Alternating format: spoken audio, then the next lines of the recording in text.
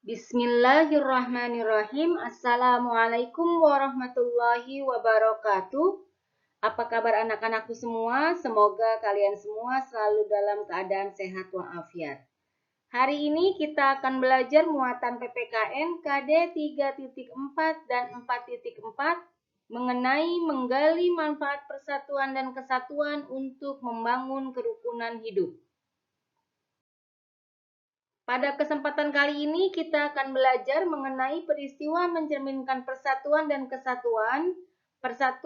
kesatuan di lingkungan rumah dan lingkungan sekitar, serta manfaat dan membina persatuan dan kesatuan dalam masyarakat. Peristiwa yang mencerminkan persatuan dan kesatuan bangsa.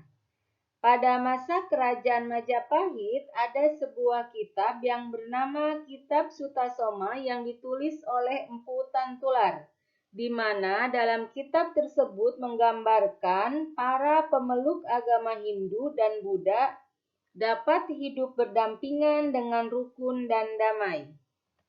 Kitab Sutasoma menuliskan konsep Bhinneka Tunggal Ika yang tertulis pada lambang negara Garuda Pancasila.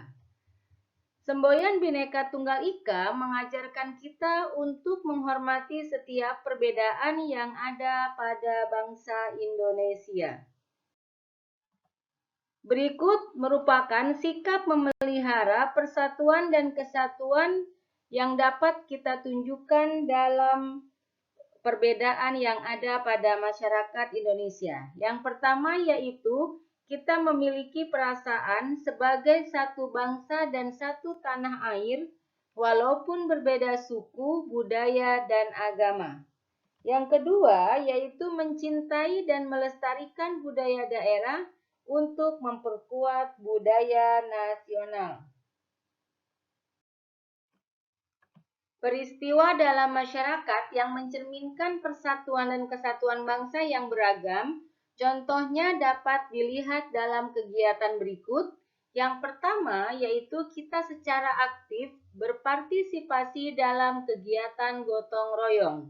Yang kedua, mengikuti Festival Budaya Nusantara atau kegiatan kebudayaan lain di daerah sekitar. Yang ketiga, ikut serta dalam acara Jambore Nasional untuk dapat berinteraksi dengan teman-teman yang berasal dari daerah, suku, dan agama yang berbeda. Persatuan dan kesatuan di lingkungan rumah. Di lingkungan sosial terkecil, yaitu keluarga, kita pun dapat menemukan perbedaan-perbedaan. Setiap anggota keluarga memiliki perbedaan antara satu dengan yang lain. Perbedaan yang dapat kita temukan dalam keluarga misalnya yaitu perbedaan usia, pendapat, hobi, sifat, kebiasaan, makanan kesukaan, dan masih banyak lagi perbedaan-perbedaan yang kita temukan. Nah, walaupun memiliki perbedaan, kita harus mengembangkan semangat persatuan dan kesatuan dalam keluarga. Perbedaan yang ada pada keluarga jangan dijadikan sebagai sumber perpecahan. Berikut adalah sikap yang harus dikembangkan untuk menjaga kerukunan dalam perbedaan di lingkungan. Yang pertama yaitu harus saling menghormati dan menghargai. Kedua, kita tidak boleh mementingkan diri sendiri atau egois. Dan yang ketiga, kita harus tolong-menolong dan saling bekerja sama satu dengan yang lainnya. Sikap-sikap tersebut dapat terus dikembangkan dalam keluarga dengan cara sering meluangkan waktu melakukan kegiatan bersama-sama. Dengan saling memahami perbedaan yang dimiliki setiap anggota keluarga, maka hubungan antar anggota keluarga menjadi rukun dan terhindar dari konflik. Jika kita sudah terbiasa menjaga persatuan dan kesatuan di lingkungan terkecil seperti keluarga, maka kita akan terbiasa melakukannya di lingkungan yang lebih luas. Mewujudkan kerukunan dalam kegiatan di lingkungan sekitar. Manusia merupakan makhluk sosial, di mana manusia memerlukan bantuan orang lain dalam kehidupan sehari-hari. Oleh sebab itu, kita perlu menjaga hubungan baik dengan orang lain. Hal itu sangat bermanfaat untuk menjaga kerukunan di lingkungan masyarakat.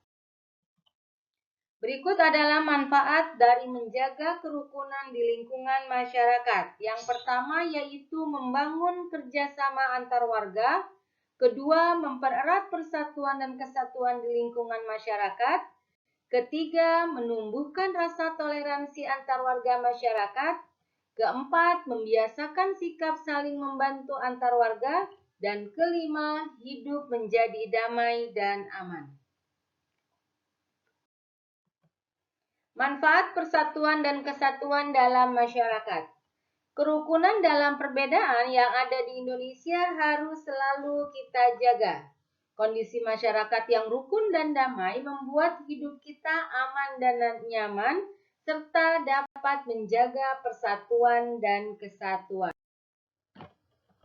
Berikut adalah sebab dan akibat jika kita tidak memiliki rasa persatuan dan kesatuan di masyarakat. Sebab kurangnya interaksi antar masyarakat yang berbeda suku, budaya, dan agama akan mengakibatkan hilangnya tenggang rasa dan toleransi dalam masyarakat. Jika kita lebih mementingkan pribadi atau golongan tertentu di dalam masyarakat, maka akan mengakibatkan sering terjadi perselisihan yang membuat lingkungan tidak aman dan nyaman. Jika kita tidak mematuhi tata tertib yang ada di lingkungan masyarakat, misalnya kerja bakti, maka akan mengakibatkan tidak peduli dengan permasalahan yang ada di lingkungan masyarakat. Membina persatuan dan kesatuan dalam masyarakat. Persatuan dan kesatuan bangsa adalah modal pembangunan negara Indonesia.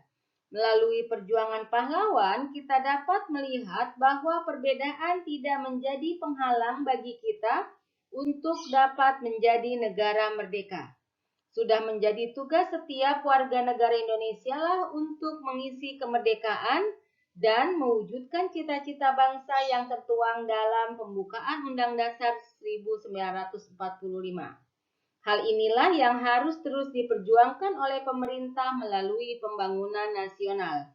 Tapi tentu saja pemerintah tidak dapat melaksanakan pembangunan tanpa kerjasama dan dukungan dari seluruh masyarakat Indonesia. Berikut adalah usaha-usaha yang dilakukan pemerintah untuk membina persatuan dan kesatuan dalam masyarakat.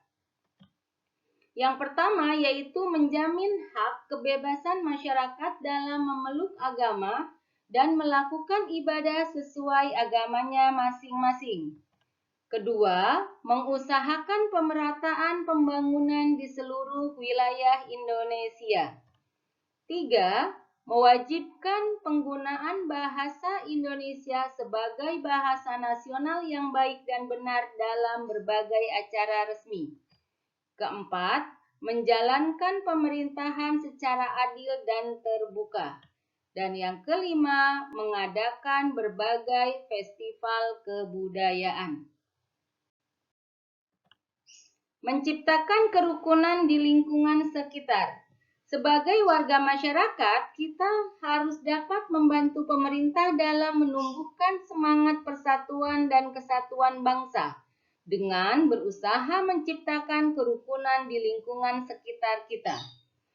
Lingkungan dengan masyarakat yang rukun antara lain memiliki ciri-ciri sebagai berikut. Yang pertama yaitu masyarakatnya saling menghargai dan menghormati satu sama lain. Yang kedua, masyarakat memiliki toleransi dalam keberagaman ras, suku, maupun agama. Dan yang ketiga, masyarakatnya memiliki kesadaran sosial sehingga dapat saling bekerja sama dan tolong-menolong. Demikianlah pembahasan kita hari ini. Mudah-mudahan apa yang kita bahas hari ini dapat kalian pahami Bu Uma tutup dengan membaca Alhamdulillahirabbil alamin. Wassalamualaikum warahmatullahi wabarakatuh.